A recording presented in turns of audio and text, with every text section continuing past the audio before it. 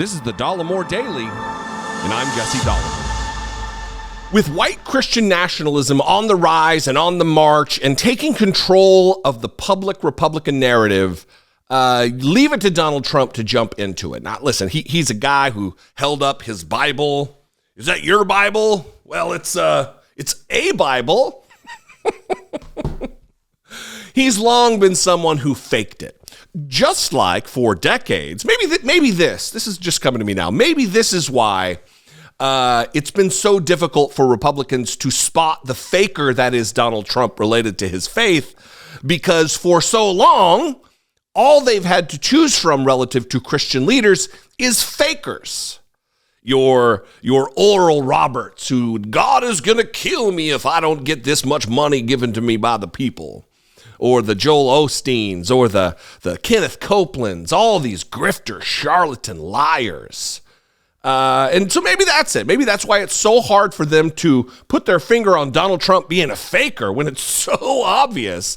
It's because they really haven't had any decent emulations to follow. And one of these grifter types who's masquerading as a journalist on his little news show got to sit down with Donald Trump and talk about faith. And I want to get this right. I want to get the question right and in your head, because when you hear Donald Trump answer the question, I want you to remember what the question is. Donald Trump does the classic politician thing where he answers a question that wasn't asked. But the question was, your faith is very important to you. You've said that many times, but what does that mean to the man, to Donald Trump? What does your faith mean to you? Watch this. And notice the stark lack of an actual answer to the question. You said this line that resonates with our audience. You said, we don't worship the government, we worship God. That's right. And you held up your Bible.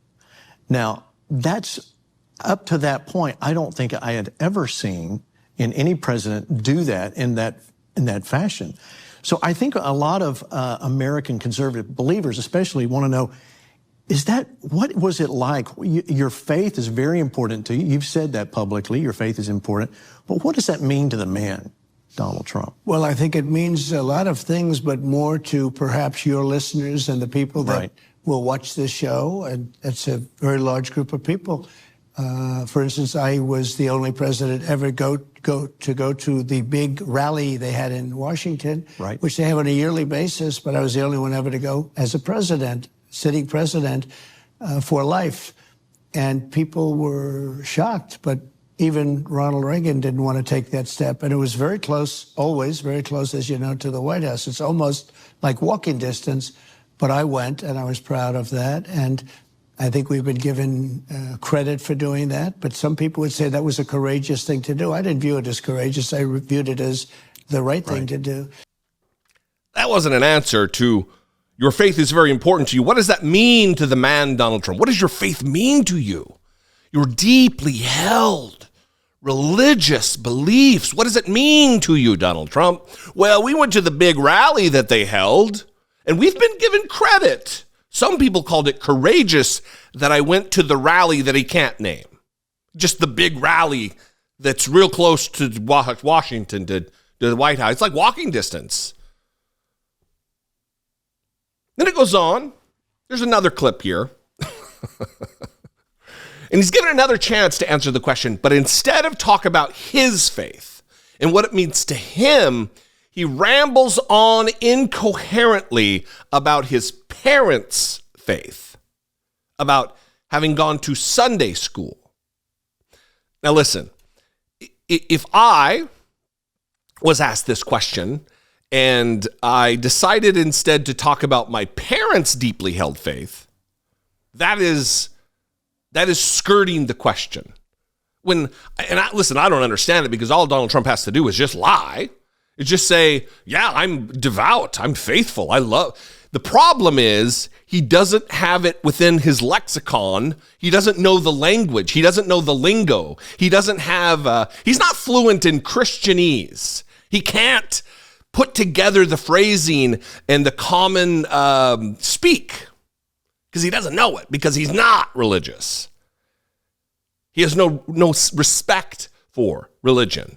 no understanding of the precepts. Remember, 2 Corinthians, not 2 Corinthians. So much for going to Sunday school a lot. Anyway, watch this second part where he talks about his parents and him as a child. But I was born into a family where my father was religious, my mother was religious. I wouldn't say they were, going to church every single day, but they were, they were believers and strong believers. I went to Sunday school, which was good and which was expected. It was like everybody goes to Sunday school. And when you think about it, the world is so different now. Sunday school is not probably on everybody's key list. But I remember in those days it was something that was very important. I remember it so well. I'd sit there and you'd learn all of the different, you'd go through the Bible basically. What's the greatest book? That blows this book away, I have to be honest with you. That's good. And glad to hear you say that. Yeah, but so I grew up in that atmosphere.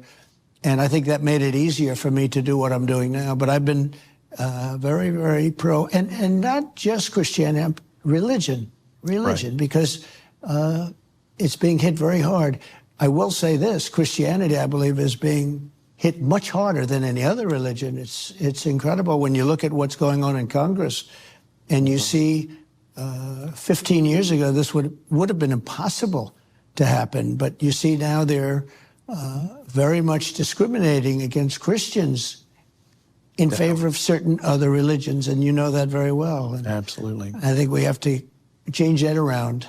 If he was so bold about what he's saying here, what he's claiming here, he would just say it. If it were true, if it could be verified, if it could be quantified, he would just say, Christianity is being discriminated against in favor of X, Y, and Z, these other faiths. Instead, it's just vague, nebulous nonsense language.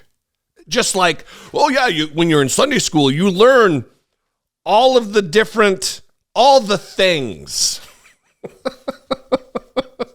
He can't even name a single Bible story about what he learned in Sunday school. But Republicans, they want to believe it so badly. I've said it before. I know people who believe, they claim to believe, I believe they believe it, that Donald Trump is a righteous, pious man of God who goes to church every Sunday, that he is a faithful devotee of the Christ, that he worships, and he is an adherent of Christian doctrine. The man who raw dogs porn stars is a big Christian guy who's grabbing him by the pussy because he can. They let you do it when you're a star. Christian. Again, because there's so few public examples of what I would consider real faithful Christianity, they're confused. And now they are attempting to wholesale make their version of Christianity, this version of Christianity that you just watched, the version that rules everyone. It is disgusting. It is gross. It is dangerous.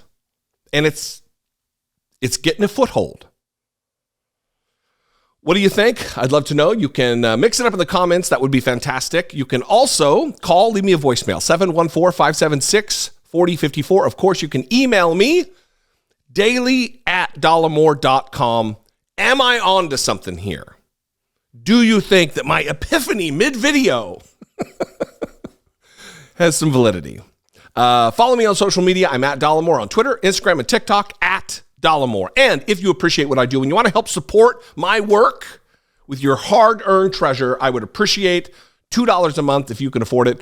Click the join button below. Become a channel member for $2 a month, like I said, or go over to patreon.com/IDoubtItPodcast. I love you guys. I appreciate you. I hope you have a fantastic weekend, and I'll see you next time. Until I do, be genuine. Take care of one another.